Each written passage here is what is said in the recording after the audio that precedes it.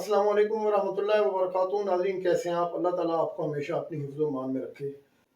کیا پوری شریعت، پورے کا پورا دین امام ابو حنیفہ رحمۃ اللہ علیہ نے لکھ کر امت کے حوالے کیا ہے یا صحابہ نے لکھا ہے؟ کیا صحابہ کرام مصروف تھے؟ ان کے پاس ٹائم نہیں تھا کہ وہ دین لکھ کے امت کے حوالے کرتے، اس لیے انہوں نے سارے کا سارا دین جو ہے نا وہ امام ابو حنیفہ کو بتایا، انہوں نے لکھا اور امت کے حوالے کیا۔ کیا امام ابو حنیفہ رحمۃ اللہ علیہ کی کوئی کتابیں لکھی ہوئی ہیں اپنے ہاتھ سے، یا کوئی کتاب ان کی نہیں ہے؟ کیا امام ابو حنیفہ ہی حنفی مذہب کے بانی ہیں یا کوئی اور ان کے امام ہیں؟ ایک امام ہے فقہ حنفی کا یا 3 امام ہیں؟ یہ سارے ابہامات ہیں، سوالات ہیں۔ ان کا جواب آپ کو ملے گا 2 مفتیان کرام کی ویڈیو کے اندر۔ دونوں حضرات جو ہیں نا یہ دیوبند مسلک کے روح رواں ہیں اور بڑے جید قسم کے مفتیان ہیں۔ ان دونوں کی یہ جو چھوٹی چھوٹی ویڈیو ہیں آپ دیکھیں، دیکھنے کے بعد پھر ایک ویڈیو ہم دیکھیں گے انجینئر محمد علی مرزا صاحب کی۔ سب سے پہلے آپ دیکھیں دلیل کے بے تاج بادشاہ مفتی عبد الواحد قریشی صاحب کی یہ چھوٹی چھوٹی 2-3 ویڈیو۔ امام ابو حنیفہ وہ ہے کائنات میں سب سے پہلے مکمل شریعت ابو حنیفہ نے لکھی۔ صحابہ نے تو مسئلے سنائے تھے، جہاد میں مصروف تھے، لکھنے کا ٹائم نہیں تھا، صرف کتاب اللہ لکھی۔ امام سیوطی نے تبییض الصحیفہ میں فرمایا اس دھرتی پر سب سے پہلے جس نے مسئلہ لکھ کر امت کو مکمل دین کی شکل میں دی صحابہ کے بعد اس کا نام ابو حنیفہ ہے۔ خود کو حنفی اس لیے کہتا ہوں کہ صحابہ کے علوم کا وارث ہی ہے۔ حضور پاک نے قرآن پڑھایا، حدیث پڑھائی، علوم سمجھائے، صحابہ کرام نے یاد کیے، کچھ نے لکھ کے دیا لیکن اکثر نے زبانی یاد کر کے پوری دنیا میں پھیلائے۔ مکمل حدیثیں لکھ کر صحابہ کرام نے نہیں دی۔ مجموعات لکھے ہوئے ہیں، کچھ کتب لکھی ہوئی ہیں، لیکن اس کا زیادہ حصہ پڑھایا ہوا ہے، بتایا ہوا ہے، سمجھایا ہوا ہے، سنایا ہوا ہے، عمل کرا کر دکھایا ہوا ہے۔ اور 100 سال کا زمانہ ہے صحابہ کا، اکثر حصہ جنگوں اور جہاد کے سفروں میں گزرا ہے، وہ بتا پائے، لکھوا پائے، شاگردوں کی ٹیم تیار کی۔ ان ٹیم کے بہت سے بندے 10 لاکھ تابعین ہیں جن نے صحابہ کرام سے پڑھا ہے، لیکن ان میں امام ابو حنیفہ وہ ہیں اس دھرتی پر جنہوں نے وہ کارنامہ سر انجام دیا جو اور کسی نے نہیں دیا۔ ان شاگردوں میں وہ کام کیا ہے؟ امام سیوطی رحمہ اللہ کی بات پڑھ چکا ہوں، هو اول من دون علم الشریعہ ورتبہ ابوابا فہو ابو حنیفہ ثم تبعہ مالک فی ترتیب الموطا۔ لوگو امام مالک اس امت کے دوسرے بڑے امام بعد میں ہے، پہلے امام ابو حنیفہ ہیں۔ انہوں نے صحابہ سے علوم پڑھے، قرآن پڑھا، حدیث پڑھی، صحابہ کے فتوے سمجھے اور اس کو چیپٹر وائز لکھ لکھ کے امت کو حوالے کر دیا۔ یہ کام سب سے پہلے ترتیب بار امام صاحب نے کیا۔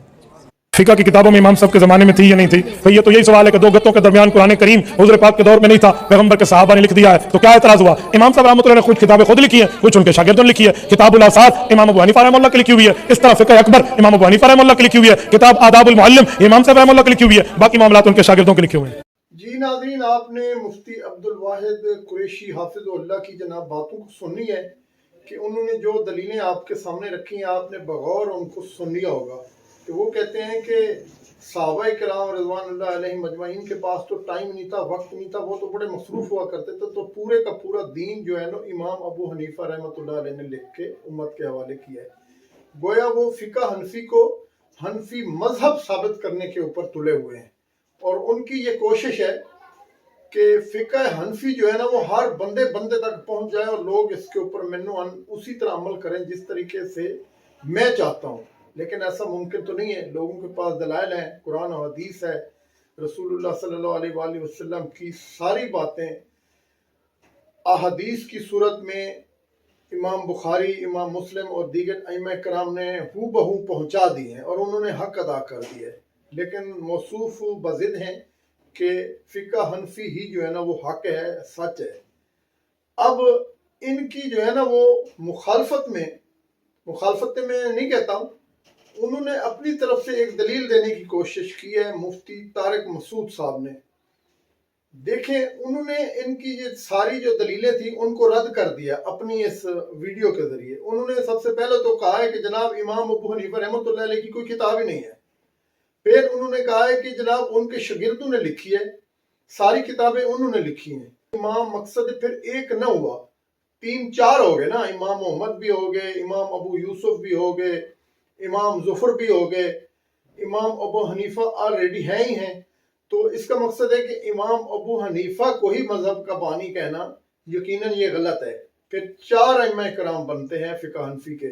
تو آپ ابھی یہ ویڈیو دیکھیں, چھوٹی سی ویڈیو ہے مفتی طارق مسعود صاحب کی.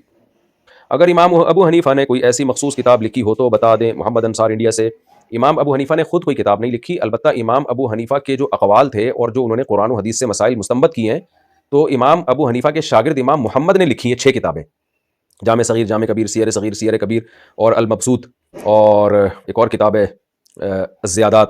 تو یہ جو مشہور کتابیں ہیں یہ امام ابو حنیفہ کے شاگرد امام محمد نے لکھی ہیں. اسی میں امام ابو حنیفہ کے اقوال اور ان کے استدلالات، اور پھر اپنا قول بھی، امام ابو یوسف کا قول بھی، اس طرح جو ہے نا انہوں نے 6 کتابیں لکھی جو ایک متن کی حیثیت رکھتی ہیں.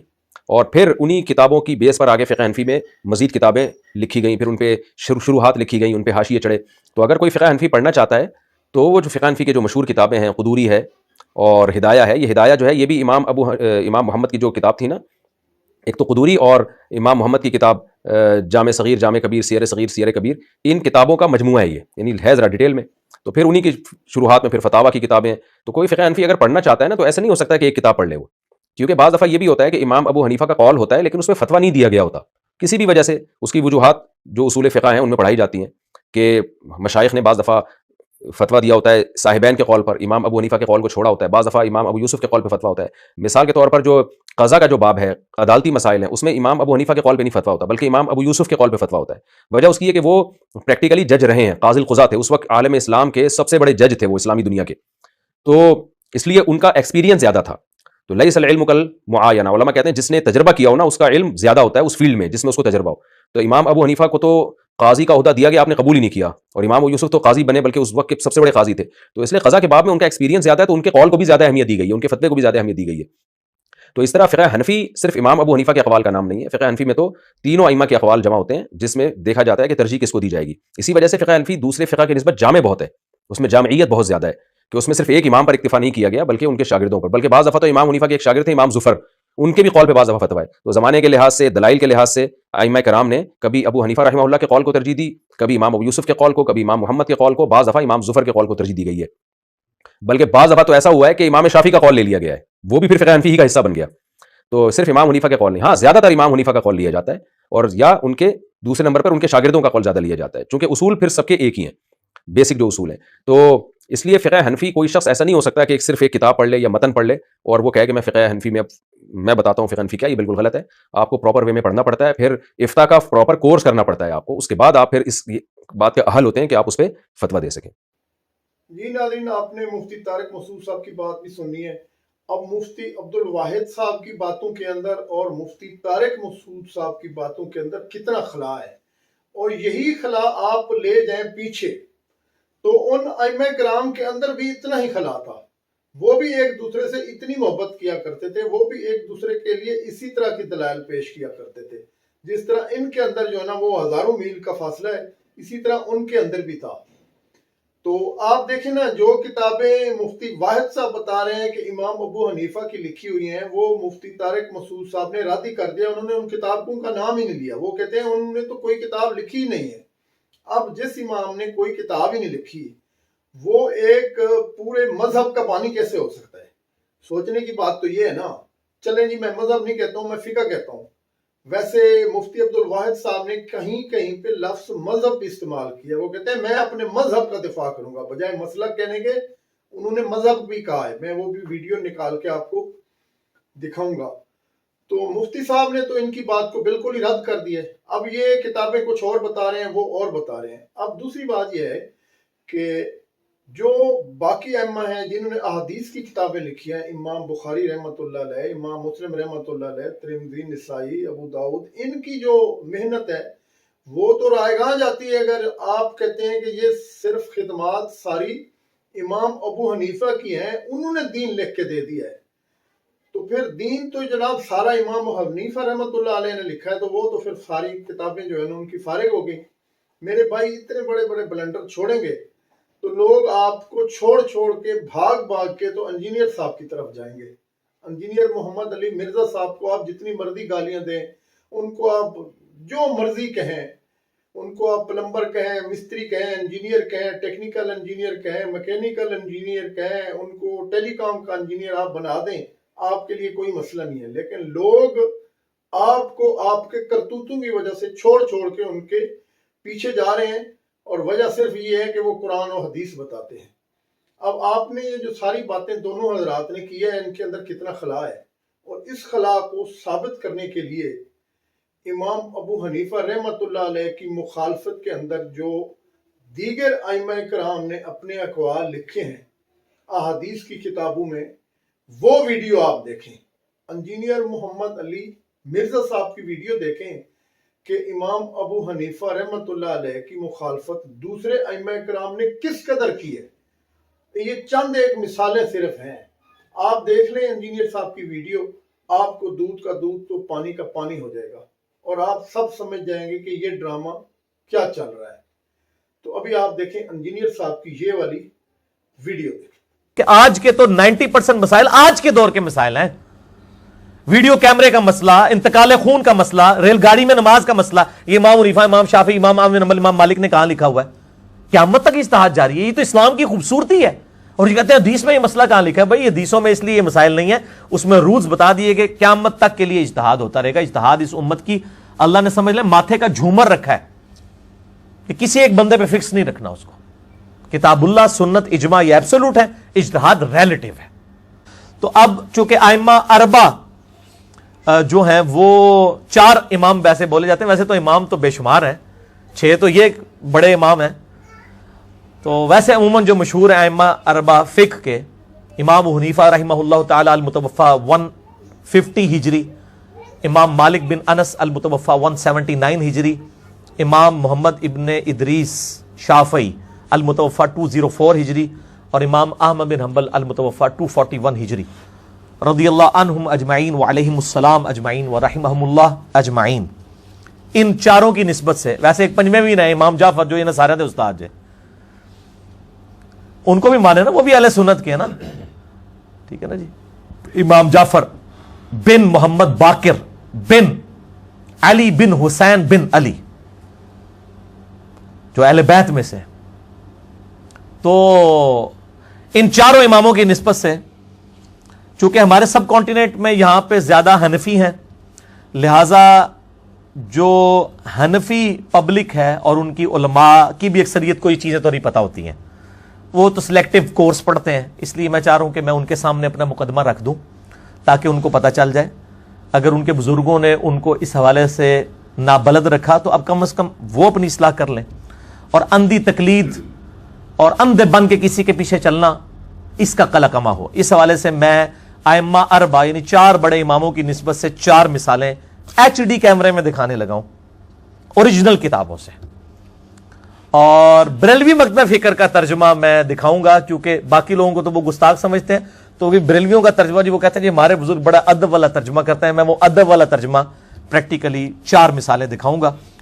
اس کے بعد ہم عوام کی عدالت میں یہ فیصلہ رکھیں گے، لوگوں کو پتہ چل جائے گا انشاءاللہ تعالی۔ اور یہ وہ چیزیں جو آج تک میں نے آن ایئر نہیں کی تھی، فرسٹ ٹائم میں آن ایئر کرنے لگا ہوں۔ یہ 4 مثالیں۔ پہلی مثال جامعہ ترمذی سے ہے، انٹرنیشنل نمبر کے مطابق 906 نمبر ہے، مکتبۃ الشاملہ میں بھی 906 میں ملے گا، یہ انٹرنیشنل نمبر ہے، اسلام 360 میں بھی آپ کو یہ 906 نمبر مل جائے گا، لیکن میں بریلوی ترجمہ دکھانے لگا ہوں، اس کا نمبر ڈیفرنٹ ہوگا، ضیاء القرآن پبلیکیشن کا۔ اٹینشن ہو جو جی فرحان صاحب، یہ دکھائیں جی سب سے پہلے ان کو، جامعہ ترمذی ضیاء القرآن پبلیکیشن بریلویوں کا چند بڑے اداروں میں سے، جس کے اربوں کے شیئرز ہیں پورے پاکستان میں، شبیر بردرز کے بعد سب سے بڑا ادارہ ہے ضیاء القرآن پبلیکیشن۔ انہوں نے یہ ترجمہ چھاپا ہے جامعہ ترمذی کا، جس میں انٹرنیشنل نمبر کے مطابق 906 نمبر یہ حدیث ہے، اور اس میں اس کا نمبر جو ہے 830 ہے، اور باب کا نام ہے اونٹ کو اشعار کرنے کے بیان میں۔ اشعار کیا ہے میں آپ کو سمجھا دیتا ہوں۔ یہ ان کو یہ والا پیج ہی دکھائیں صرف جی، کلوز کر کے، میں بھی تھوڑا آگے ہو جاتا ہوں تاکہ HD کیمرے میں پڑھا جا سکے۔ یہ والا پیج جی، یہ پیج دکھانا ہے آپ نے۔ اونٹ کو اشعار کرنے کے بیان میں، اشعار کیا ٹرم ہے یہ میں آپ کو انشاءاللہ سمجھاتا ہوں، پھر آپ کو بات سمجھ آ جائے گی۔ بیسیکلی اشعار کہتے ہیں کہ جو ہدی کا جانور ہوتا ہے، یعنی حج اور عمرے کے لیے جو جانور لے کے جایا جاتا ہے نا، تو نبی صلی اللہ علیہ وآلہ وسلم کی سنت تھی کہ اس کے گلے میں ایک تو وہ قلائدہ اس کو کہا جاتا ہے، ایک ہار ڈالتے تھے تاکہ پتہ چل جائے دور سے یہ اللہ کے نام کے جانور ہے. اسی سے تقلید لفظ بھی لکھا ہے. یہ تقلید بھی وہ پٹا ہی ہوتا ہے نا گلے میں. تو نبی صلی اللہ علیہ وسلم اپنے مبارک ہاتھوں سے وہ رسی اس کی نا بٹتے تھے اور ڈالتے تھے. پھر آپ کی عادت تھی کہ ہدی کے جانور کو جو چھری کی نوک ہوتی ہے نا ہلکی سی، وہ ہلکی سی یوں نوک لگا کے نا، ہلکی سی نوک لگا کے وہ جو خون نکلتا تھا نا اس خون سے اس کی گردن پہ مل دیتے تھے. اس سے ریڈ کلر آ جاتا تھا یہاں پہ. اسے کہتے ہیں اشعار، اور یہ نشانی ہوتی تھی کہ اللہ کی راہ کے جانور ہیں. ویسے تو ہمارے انسانوں کے بھی کان اور ناک بھی چھدوائے جاتے ہیں، یہ کوئی مسئلہ کرنا نہیں ہے، ٹھیک ہے. انسانوں کے بھی چھدوائے جاتے ہیں، اور یہ بھی کوئی تو یہ نہیں کہ گردن کاٹ دیتے تھے ہلکا سا نشان کر کے. وہ جانور کو تو فرق ہی نہیں پڑتا اس طرح کی چیزوں سے. ان کے اوپر تو وہ مطلب جوئیں پڑی ہوئی ہوتی ہیں، ان کو تو وہ مطلب چیونٹیاں کاٹ رہی ہوتی ہیں، ان کی تو ایک نارمل چیز ہے. یہ سنت ہے. اب اس سنت کا مذاق اڑایا گیا تو امام ترمذی رحمہ اللہ تعالیٰ نے ایک واقعہ نقل کیا ہے اسی کانٹیکسٹ میں. جامعہ ترمذی 906 انٹرنیشنل نمبر کے مطابق، ضیاء القرآن میں 830، جو میں نے آپ کو ایچ ڈی کیمرے میں دکھا دیا. امام ترمذی فرماتے ہیں کہ میں نے یوسف بن عیسیٰ سے سنا، وہ فرماتے ہیں میں نے امام وکی سے سنا کہ جب یہ حدیث روایت کی گئی تو اس معاملے میں اہل رائے کے قول کو نہ دیکھو. امام ترمذی اہل رائے کہتے ہیں حنفیوں کو کہ یہ اپنی رائے سے فتویٰ دیتے ہیں. کتاب و سنت سیکنڈ پرائرٹی پہ آ جاتا ہے. اہل الرائے ان کو کہا جاتا ہے، اہل کوفہ کو. تو امام وکی یہ حدیث بیان کر رہے تھے کہ اشعار کرنا سنت ہے. وہ کہتے ہیں اس کے معاملے میں اہل رائے کی یعنی حنفیوں کی رائے کو نہیں دیکھنا. اشعار کرنا، زخم لگانا سنت ہے، اور ان کا مخالفین کا قول اہل الرائے یعنی اہل کوفہ کا قول بدعت ہے. یہ حنفیوں کے اقوال کو کیا کہہ رہے ہیں امام ترمذی کیا لکھ رہے ہیں؟ بدعت. ان کی فقہ کے مسئلے کو بدعت. امام ترمذی فرماتے ہیں میں نے ابو صائب سے سنا، وہ کہتے تھے ہم امام وکی کے پاس تھے کہ انہوں نے اہل رائے میں سے ایک شخص کو کہا کہ نبی صلی اللہ علیہ وآلہ وسلم تو اشعار کرتے تھے. اچھا، تو اس نے آگے سے کیا کہا کہ امام حنیفہ رحمہ اللہ فرماتے ہیں کہ یہ تو مسئلہ ہے، یعنی شکل بگاڑنا. استغفر اللہ واتوب الیہ. اس شخص نے کہا کہ ابراہیم نخعی بھی کہتے ہیں کہ یہ مسئلہ ہے. وہ راوی کہتا ہے میں نے امام وکی کو دیکھا کہ وہ سخت غصے سے غضبناک ہو گئے. منو کہندے نے ایدی اکھاں سرخ ہو جاندیاں نے، اور پائی نبی دے گستاخاں دے بارے میری اکھاں کیوں نہ سرخ ہون؟ امام وکی اتنا بڑا امام، اس کو جب کسی نے کہا نا کہ امام حنیفہ تو کہتے ہیں یہ مسئلہ کرنا ہے، اور ابراہیم نخعی تابعی بھی کہتا ہے کہ یہ مسئلہ کرنا ہے، اشعار کرنا، تو وہ غصے سے غضبناک ہو گئے اور کہا کہ میں کہتا ہوں کہ نبی علیہ السلام نے فرمایا، اور تو کہتا ہے کہ ابراہیم نخعی اور ابو حنیفہ یہ کہتا ہے. تو اس بات کا حقدار ہے کہ تجھے قید کر دیا جائے، اور جب تک تو توبہ نہ کرے تجھے رہا نہ کیا جائے. امام وکی زندہ ہونا آج کل کے سارے مقلدین کو جیلوں میں ڈال دیں. یہ آپ دیکھ لیں. اب نیچے انہوں نے وہ فے ڈالی ہے فساد والی. ویسے تو فے فائدہ والی ہوتی ہے نا، ایک فے فساد والی فا. اب ان کو پتا چل گیا معاملہ گڑبڑ ہو گیا. اب چونکہ یہ حنفی تھے بریلوی، لکھا اشعار کہتے ہیں اتنے زخم لگائے جائے کہ کھال کے گوشت میں زخم نہ پہنچے. امام حنیفہ کے نزدیک بھی اشعار سنت ہی ہے. آپ نے اپنے اہل زمانہ کے اشعار کو مسئلہ کہا کیونکہ وہ زیادہ گوشت میں گہرا زخم لگا دیتے تھے تاکہ وہ اس سے جانور کے ہلاک ہونے کا خطرہ ہو جاتا تھا. ایک گل جیڑی تو پہ لکھنا ہے اللہ دے بندے امام وکیل نہیں پتا، یعنی جس کو کہتے ہیں نا دفاع کرنے کے لیے نہیں وہ اصل اے نہیں، اس طرح تو آپ ہر باطل چیز کا دفاع کر لیں گے. ٹھیک ہے، یہ پہلی مثال تھی. آیا جی مزہ؟ ہاں. اچھا دوسری مثال سنو. جامعہ ترمذی میں انٹرنیشنل نمبر کے مطابق 559 ہے. اسی جامعہ ترمذی میں بریلویوں کا ترجمہ دکھانے لگا ہوں، اور بریلویوں کے ترجمے میں ہے 512. ٹھیک ہے جی. نماز استسقاء کے بارے میں یہ دکھائیں جی ان کو. یہ جو میں نے انڈر لائن کیا ہوا ہے جتنا حصہ یہ والی دکھانا ہے، یعنی یہ پورا جس میں ریڈ اور بلو ہے، یہ ذرا دکھائیں جی ان کو. جامعہ ترمذی میں انٹرنیشنل نمبر کے مطابق 559 ہے. بریلویوں کا ترجمہ آپ کے سامنے ہے. اسلام 360 کھول کے خود پڑھ سکتے ہیں، پی ڈی ایف بھی پڑھ سکتے ہیں، آپ کو خود بخود معاملات پتہ چل جائیں گے. نماز استسقاء آپ کو پتہ ہے سنت ہے. بخاری اور مسلم میں درجنوں حدیثیں موجود ہیں کہ جب بارش نہیں ہوتی تھی تو نبی صلی اللہ علیہ وآلہ وسلم نماز استسقاء پڑھتے تھے. اس میں کئی زیادہ تکبیرات ہوتی ہیں، رفع الیدین والے معاملات، باقی سارے وہ ایک علیحدہ سے بحث ہے، وہ میں نہیں اس کو ڈسکس کرتا. بہرحال نماز استسقاء کے بارے میں جب حدیث لی نا امام ترمذی نے یہ 559، اس کے بارے اس میں پھر جو ہے وہ امام ترمذی کیا لکھتے ہیں؟ وقال النعمان ابو حنیفہ لا تصلی صلاۃ الاستسقاء، وہ کہتے ہیں کہ ابو حنیفہ یہ کہتے ہیں کہ نماز استسقاء نہیں پڑھنی چاہیے. بخاری مسلم میں درجنوں حدیثیں ہیں نبی علیہ السلام نماز استسقاء پڑھتے تھے، اور آج حنفی بھی پڑھتے ہیں ماشاءاللہ، لیکن ان کو پتہ نہیں ہے. امام ترمذی کہتے ہیں کہ نعمان ابو حنیفہ یہ کہتے تھے کہ صلاۃ الاستسقاء نہیں پڑھی جائے گی، اور نہ اس میں چادر پلٹنے کا حکم دیتا ہوں. نبی علیہ السلام یعنی وہ دعا کرتے تھے، اس کے بعد اپنی جو چادر لی ہوتی تھی اس کو پلٹ لیتے تھے، بلکہ وہ سارے دعا کریں گے اور واپس لوٹ جائیں گے. وہ کہتے ہیں بارش کے لیے صرف دعا کی جائے، نماز نہ پڑھی جائے. امام حنیفہ یہ کہتے ہیں. اس پہ امام ترمذی کیا کمنٹس کہتے ہیں؟ قال ابو عیسیٰ محمد بن عیسیٰ ترمذی خلف السنہ، وہ کہتے ہیں کہ ابو حنیفہ سنت کا مخالف ہے اس مسئلے میں.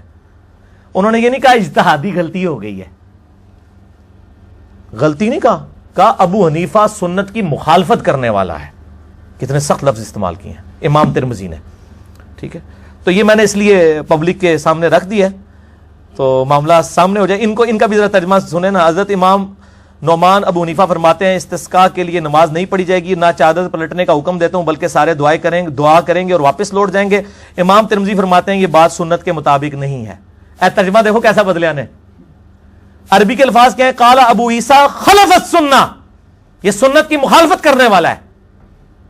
اس الفاظ کی انٹینسٹی اور یہ انٹینسٹی کہ یہ سنت کے مطابق نہیں ہے، کیڈا فرق ہے. تسی جو مرضی کرو، اللہ دے بندو، میں نہیں کہنا باندر ہاتھ بندوق آ گئی ہے. ٹھیک ہے، یہ پبلک کے ہاتھ میں ہر چیز آ گئی ہے، اب کوئی جان نہیں چھڑا سکتا دوسرے سے. تیسری مثال، وہ تو اتنی یعنی حیران کون ہے کہ وہ تو جس کو کہتے ہیں نا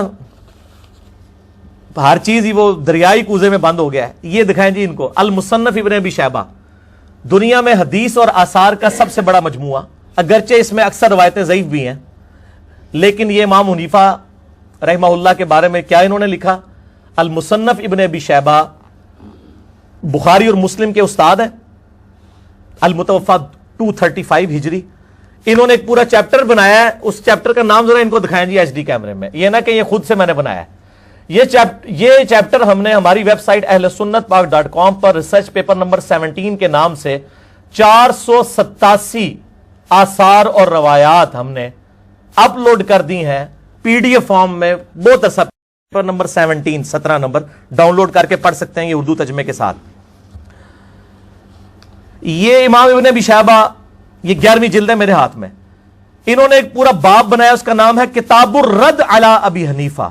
یہ چیپٹر ہے ابو حنیفہ کے رد پہ. اس پہ انہوں نے اکتفا نہیں کیا. اس کے نیچے انہوں نے کیا لکھا ہے؟ ھذا ما خلف به ابو حنیفہ. وہ کہتے ہیں کہ اس میں بیان کرنے جا رہا ہوں ان چیزوں میں جس میں امام ابو حنیفہ رحمہ اللہ نے مخالفت کی ہے. الاثر الذی جاء عن رسول اللہ صلی اللہ علیہ وآلہ وسلم، ان احادیث کی کہ جو نبی علیہ السلام سے ہم تک پہنچی ہیں. نبی صلی اللہ علیہ وآلہ وسلم کی احادیث کی مخالفت کی ہے. اجتہادی غلطی نہیں لکھا انہوں نے، مخالفت کی ہے. 125 مسائل لکھے انہوں نے، 487 روایتیں لے کے آئے ہیں انٹرنیشنل نمبر کے مطابق. تو اس کا نمبر ڈیفرنٹ ہوگا چونکہ اب پی ڈی ایف یہ مکتبہ رحمانیہ کا آ چکا ہے. اس کی نمبرنگ میں بتا دیتا ہوں، 37202 سے لے کے 37688 تک. آپ سب کو شوق ہوگا پڑھنے کا تو اس کو ڈاؤن لوڈ کر دیں. ہم نے تو کوئی 2-3 سال پہلے ہی چڑھا دیا تھا یہ چیپٹر کتاب الرد علی ابی حنیفہ. تو کوئی یہ گستاخ نہیں ہوئے، ابن ابی شیبہ کو سارے کوٹ کرتے ہیں الحمدللہ. چوتھی مثال ائمہ اربعہ کی نسبت سے، وہ امام بخاری اور امام مسلم کے استاد امام احمد بن حنبل رحمہ اللہ تعالی. بہت سخت کامنٹس لکھے ہیں انہوں نے، اور یہ کوئی انہوں نے اپنے کوئی لو لیٹر میں نہیں لکھے ہیں، یہ مسند احمد بن حنبل میں موجود ہیں. یہ مکتبہ رحمانیہ کی مسند احمد بن حنبل جو ہے وہ آلموسٹ 14 جلدوں میں اردو میں پی ڈی ایف اس کا آ چکا ہے.